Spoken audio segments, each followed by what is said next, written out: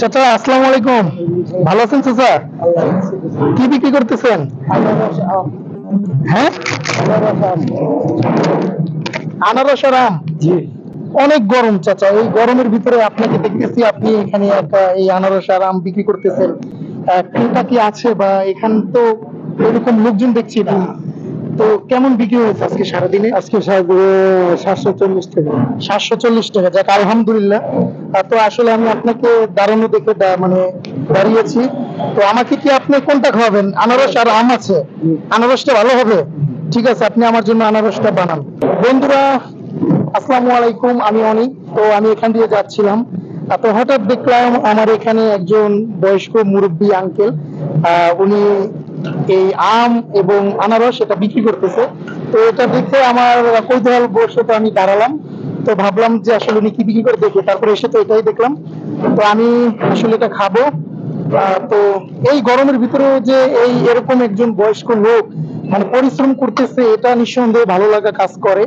তো আসলে ভালো লাগতেছে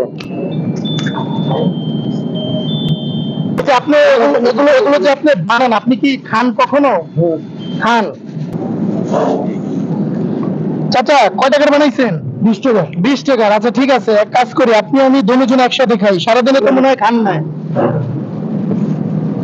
নেন খান।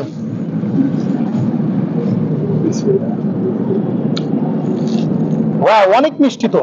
কোথা থেকে আনছেন আনারস? বাইপাস থেকে না? চাচা কি কে আছে আপনার বাসায়?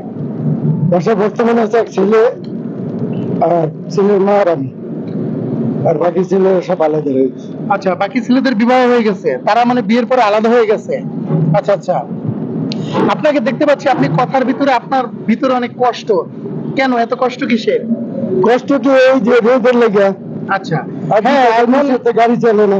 এখন হচ্ছে অনেক রোদ পড়েছে বা অনেক গরমে আসলে মানুষের বের হওয়াটাই যেখানে টাফ, সেখানে আপনি একজন মুরব্বী মানুষ আম এবং আনারস নিয়ে বের হয়েছেন এবং সারাদিন ঘুরে ঘুরেই তো বিক্রি করেন নাকি, না এক জায়গায় দাঁড়িয়ে? মিঠে বাজার গেছিলাম।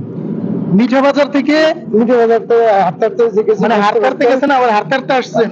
ও মাই গড, এত পরিশ্রম কেন, এত পরিশ্রম কেন করছেন? পেটের জন্য। পেটের জন্য? শুধুমাত্র পেটের জন্য এই পরিশ্রম করা? আর নাহলে কি দরকার আছে? পেট যদি না থাকতো তাহলে পরিশ্রমের দরকার আছে। মানুষ এই যে মানে আপনি শুধু পেটের তাগিদে আপনার বের হইতে হইলো, আপনি এই পরিশ্রমটা করছেন, তো আপনার কি মনে হচ্ছে না এই গরমে আপনার বাসায় থাকা উচিত ছিল? এটা তো উচিত আছিল, তো এটা খাওয়াই বুকেটা। ঠিক ঠিক। তো চাচা আপনার আসলে আপনার সাথে কথা বলে ভালো লাগলো। তো যাই হোক, সন্তান আছে আপনার, 4জন সন্তান, বিবাহ হয়ে গেছে, তারা আলাদা হয়ে গেছে বললেন আপনি। তারা কি আপনাকে কখনো খোঁজ খবর নেয় না আপনাকে? না। তার মায়েরও খোঁজ খবর নেয় না? না, তার মা তো মারা গেছে, পরে একটা বিয়ে করছে। ও আচ্ছা আচ্ছা। তো তারপরে বাবাকে কি তারা খোঁজ খবর নেয় না? বছর আইলে পরে মন চাইলে একটা কাপড় দেয়, কি লুঙ্গি দেয়। আচ্ছা, আর লাগলে 200 টাকা 100 টাকা এর মাথায় ধরা দেয়। সন্তানদের তো উচিত তার বাবা মার প্রতি খেয়াল রাখা। যাই হোক, আমি ইনশাল্লাহ, হ্যাঁ, আমি তাদের দোয়া করি। তারপর আপনি দোয়া করতে চান তাদেরকে? কেন আপনাকে তারা খেয়াল করে না, আপনাকে দেখে না, তারপরে বাবা হিসেবে কেন আপনি দোয়া করতেছেন? দোয়া করতেছে যে আমি যেভাবে চলি ওরা যেন না চলে, তারা শান্তিতে থাকে। দর্শক দেখেন যে আসলে বাবারা এমনই হয়, যে এত পরিশ্রম করতেছে একজন বাবা, আর তার 4টা ছেলে, না 5টা ছেলে, হ্যাঁ মেয়ে আছে, মেয়ে বিয়ে হয়ে গেছে। যাই হোক, তার ছেলেরা সবাই বিয়ে করে আলাদা হয়ে গেছে। এই বাবা কিন্তু নিজে পরিশ্রম করতেছে, এই জিনিসটা মাথায় নিয়ে তিনি হেঁটে হেঁটে অনেক দূর গিয়েছে। কয় কিলোমিটার হবে আপনি গিয়েছেন? 4 কিলো। 4 কিলোমিটার, অনেক দূর, 4 কিলোমিটার। তারপরে আবার হেঁটে হেঁটে উনি এখানেই আবার আসছে। তো এই জায়গাটিতে কিন্তু কোনো লোক নাই, আপনারা দেখতেই পাচ্ছেন তেমন কোনো লোক নাই, আর এখানে বিক্রি হবে এমনটা মনে হচ্ছে না। তো আমি আসলে তাকে দেখে দাঁড়ালাম যে আসলে উনি এখানে দাঁড়াচ্ছিলেন কেন, রেস্ট নিতে ছিলেন এখানে? না, এই যে দিকতে করে গেলাম বলে বাড়িতে যাবে। ও আচ্ছা, এত পরিশ্রম করতেছে এই গরমের ভিতরে। যাই হোক চাচা, আপনাকে অসংখ্য ধন্যবাদ। আপনি এই যে আমি হাঁটাচুরা করি, তো বয়স কম নয়, 72 বছর বয়স হয়েছে। তবু ইনশাল্লাহ আল্লাহ রহমতে হাঁটাচুরা দেখতে কোন দিকে কোনো কামের লেগে আমি ডরাই না। ডরেন না? আচ্ছা নেন চাচা খান, এটা আপনি আমি দুজনে মিলে খাবো। এই জন্য আল্লাহ রসুলকে ডাকলে তারাই হেল্প করবো আমার। Right right. আপনার তো যদি চাই আপনি নিলে এক টাইম খাওয়াবেন, বাকি টাইম কেটে দেখবো, দেখার Right. মালিক সে। রাইট, বললেন না? সেটাই।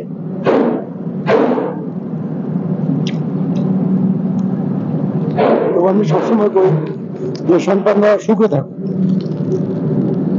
আমারও না দেয় তোদের ছেলেগুলি নিয়ে শান্তি থাকে, কেউ জানি কিছু না করতে পারতো। আলাদা আলাদা বোর বুদ্ধি থেকে কেউ নিজের ছেলের ভিতরে ভ্রমণ থাকলে ছেলে আলাদা হয়ে যায়। তারপরও আপনি সেই সন্তানদের জন্য দোয়া করতেছেন, তারা যাতে ভালো থাকে, সুখে থাকে। কেন ভিতরে কষ্ট, এত কষ্ট থাকার পরও দোয়া কেন আসতেছে? দোয়া না করে তো পারবো না, আমি যদি বর দেওয়া দিই তাহলে তো আল্লাহ কবুল করে নেবে। আল্লাহ তো এটাও দেখতেছে যে তার সন্তানরা তাকে দেখতেছে না, সেটাও তো আল্লাহ তাআলা দেখতেছে। তাহলে আপনি কেন দোয়া করতেছেন? দোয়াটা মনের থেকে দোয়া দিই আমি, এমনি না যে আলগা দোয়া দিই, মনে তো যাক, সবসময় ভালো। বাবারা এমনই হয় আঙ্কেল, বাবারা আসলে অনেক দয়ালু হয়, আমরা জানি। আমাদের সকল বাবারা এভাবেই বেঁচে থাকবে আমাদের মাঝে। তো দর্শক, আপনারা আসলে দেখলেন যে মানুষের পরিশ্রম কিন্তু এই গরমে থেমে নাই। মানুষ কিন্তু যার যার জায়গা থেকে তারা পরিশ্রম করতেছে। এবং আপনারা জানেন যে এত গরমের ভিতরেও কিন্তু সবাই রাস্তায় হোক বা যেখানেই হোক, তারা তাদের মতো পরিশ্রম করে যাচ্ছে শুধুমাত্র তাদের পেটের তাগিদে। কারণ পেট না থাকলে কিন্তু এই মানুষগুলো রাস্তায় বের হতো না। তো যাই হোক দর্শক, সবাই ভালো থাকবেন, সুস্থ থাকবেন।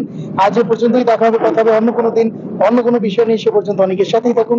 খোদা হাফেজ।